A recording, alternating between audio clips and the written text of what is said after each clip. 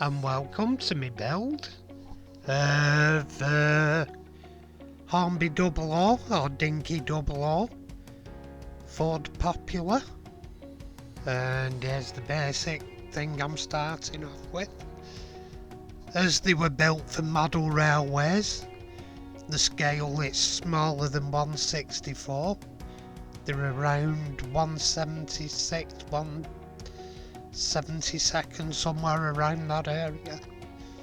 So they're quite a bit smaller. And they were only very basic to go with model railways of the time. And there's quite a bit of flash around the windscreen and stuff that I dealt with during the build, which you'll see coming up. Anyway, without further ado, I'm taking the base off because the wheels are going to be scrapped. They're pretty useless. They were soft plastic because they weren't an expensive item, and the child decided it needed some in its diet that had the car, as you can see by the teeth marks. They've had a good chew at it, as I'll show in a second. You can see where the tyres have been chewed. So it was a decision that they'd come off, and being such a small scale, there weren't any wheels really that'd fit within the matchbox and corgi, etc. Well, it was a corgi I found them on eventually, but they were very small wheels and they did for alloys. You'll see them coming up, but here I am cutting them off because they're only soft plastic. And the axles, I took the axles off with the old technique of bending it backwards and forwards to put metal fatigue in it and snap it. As you can see on these cars, it's only a very, very thin base on them.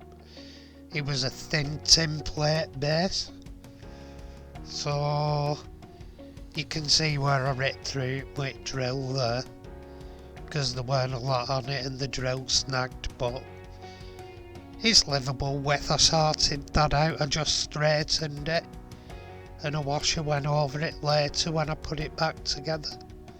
But here I'm bending the axle backwards and forwards, and there it's snapped. So I can take the axle out and we'll start on the second one once the axle's fully out. Oh no, there I'm bending backwards and forwards to snap. So I must have started on the other axle. As you can see, just a wiggle backwards and forwards. And there we are. The base. And just knocking it straight, because as it's so thin, with play over the years, it's been bent out of shape. So just tap it with a hammer, put it back to shape. As we say, it's an older idea and it's quite a bit different to Matchbox. They're not quite as solidly built. They're built, if you will, like the early dinky cars, except, well, it was dinky that made them for Hornby dublo, because Dinky owned the Hornby dublo range along with Meccano. And there's the base. I'm just going to give it a quick shot of matte black, or satin. I think it's possibly satin black, but only a quick shot needed. And here we go on to the caustic soda bath. And there we go, in no time. The one we're stripping has gone. The blue one is a corgi Mercedes, and that video will be coming up after I've uploaded this one.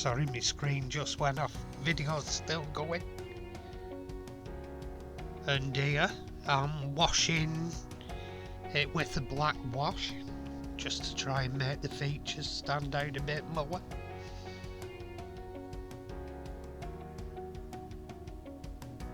And there we are. Later on I'll go over the tyre with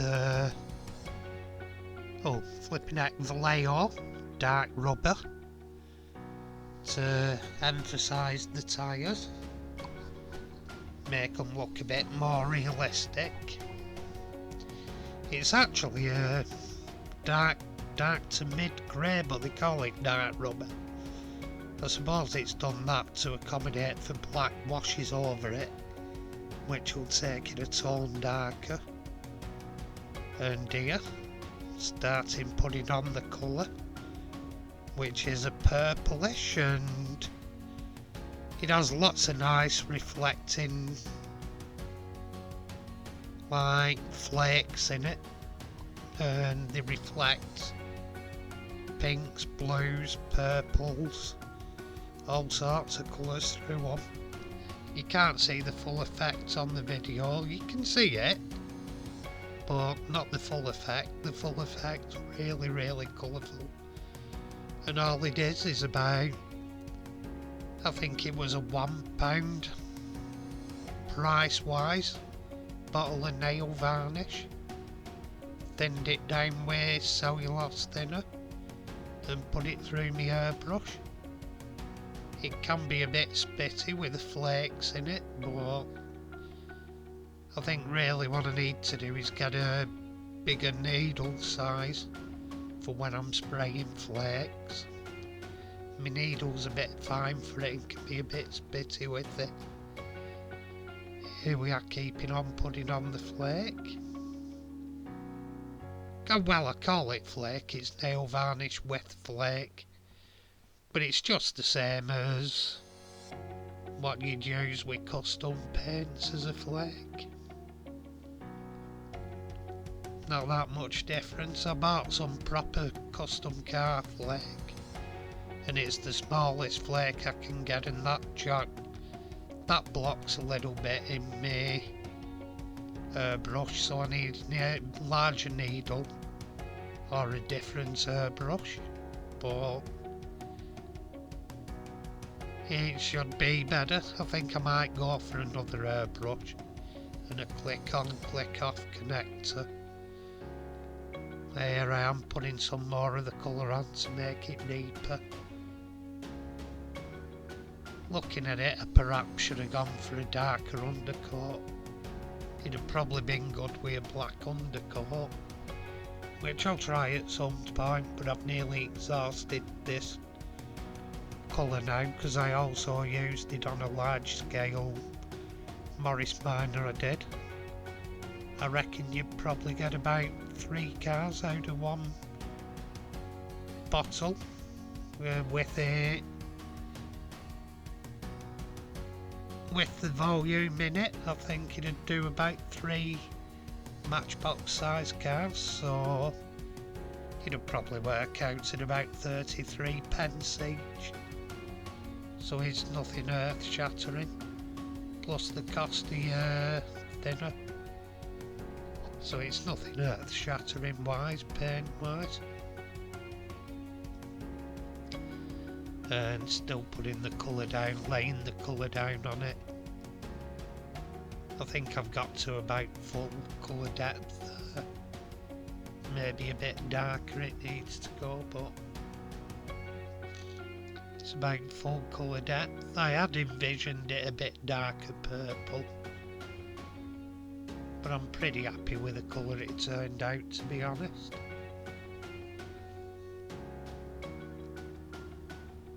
I think it'd look nice with the... If it had had a window unit. They didn't have a window unit because they're very basic. But if it had had one, I'd have probably done black windows in it to match it. Because I looked at an angle where you could just see black through the windows, and it looked pretty mean. my idea is these pops, they were customised, and in the UK a lot of people use them for customs, and the biggest percentage of them, because they were such a nice looking car, were only done very basic anyway.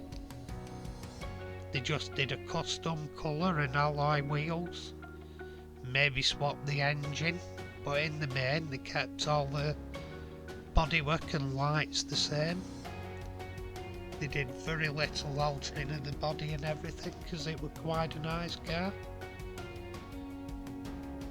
As I said, they just picked a custom colour, some alloys, and usually changed interior seats for bucket seats and do their own interiors, but the main body shape stayed roughly the same. And there I am painting on some details, and at this point I'm going to be painting the wheels with the Tamiya dark rubber, just going round, and it just makes them look a bit more like tyres, and does a good job on them. I quite like it anyway on tyres and stuff. When I'm modelling, looks good. And I just use the edge up to the edge of the rim. Luckily it's quite a deep rim on that, so it makes it easy to paint on. Some are a lot shallower on models, but on die-cast cars they seem to have fairly deep rims. And here we are doing another wheel. And I was thinking of doing a wash over it, but I don't think you'll need it. It's livable with. It looks, oh excuse me, a long day. And here we have the blub blub blub blub blub blub blub blub blub blub blub blub blub bit.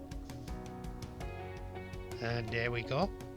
Retreat, blub blub blub blub blub blub blub. And just a reminder of what we started out with. A rather plain one old dinky Hornby dublo, Ford Popular, looking rather sad for wear with quite considerable paint loss, and battered wheels, chewed wheels. And here is the finished article. You can just see the flake in it when it hits down the side here. You don't get the full benefit through the camera. I think at some point I'll invest in a 4K camera, but in that flake there's actually pinks, reds, blues, silvers. You've got all sorts going. It just doesn't show it up that good on the video, but for a basic car I think it's turned out reasonably well. And I hope you've enjoyed this video. If you have, please subscribe. To all my subscribers, thank you very much, and ring the bell for notifications if you wish. And just one final thing to say, thank you for watching. Goodbye for now.